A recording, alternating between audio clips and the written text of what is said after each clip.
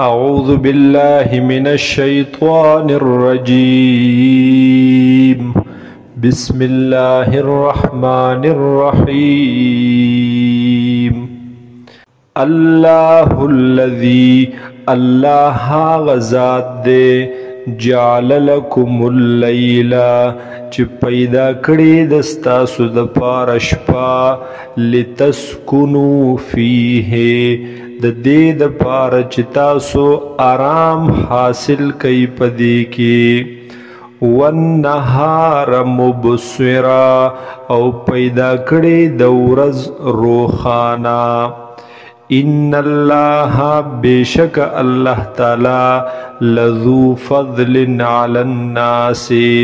خامخاد خاوند فضل خاوند مهربانی په خلق باندې ولكن اکثر الناس لا یشکرون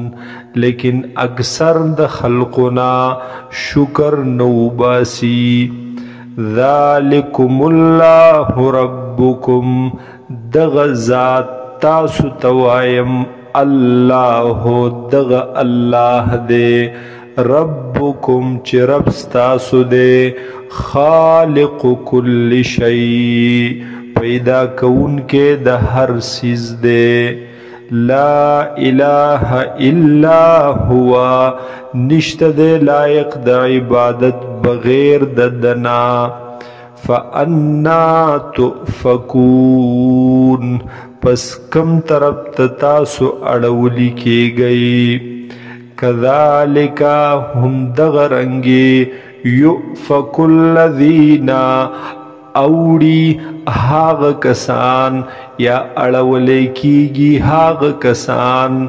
کانو بی آیات اللہ یجحدون چی ہغی دا آیاتونو دا اللہ نا انکار کوی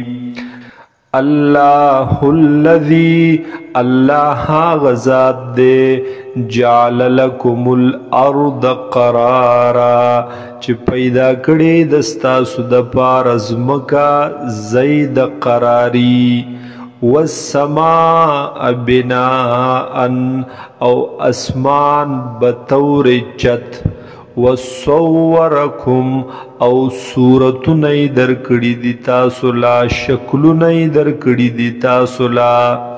فاحسن صورکم پس خیست کڑی دی صورت نستاسو ورزقکم من الطیبات او رزق در کڑے دے تاسو تا د پاکیزو سیزننا ذالکم اللہ ربکم دغزات تاسو توایم اللہ دے چی رب ستاسو دے فتبارک اللہ پس برکتنو والا دے اللہ رب العالمین او رب د مخلوقات دے هو الحیو دغ اللہ جوندے دے دائمی لا الہ الا ہوا نشت دے لائق دا عبادت بغیر ددنا بلسوک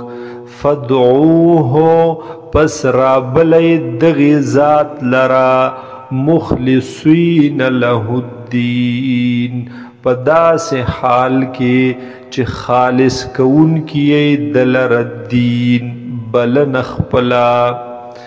الحمدللہ رب العالمین تمام صفتنا تمام ثنا صفتنا خاص اللہ لردی چی رب د مخلوقات دے قل تورت اوائے اے حضور صلی اللہ علیہ وسلم انی نہیتو بیشک زو منکڑلے شویم ان اعبد الذین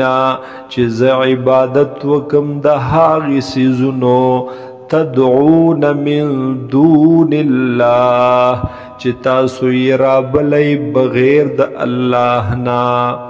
لما جاءنی البینات من ربی هر کلا چراغ للماتا واضح دلیلنا د جانب د رب خپلنا و امرتو او حکم کړلې شوی د ماتا ان اسلم لرب العالمین چې زدي تابعدار شم د رب د مخلوقاتو هو الذي دغ الله غزاد دے خلقکم من تراب چې پیدا کړی تاسو د خاورنا ثم من نطفه بیا د نطفینا ثم من علقه بیا د علقینا د ټوکړې د وینینا ثم يخرجكم طفلا بیا روبا سیتاسو طفلن پداس حال کی چیئے معشومان ثم لتبلغوا اشدکم بیا ددید پار چی ورسی گئی تاسو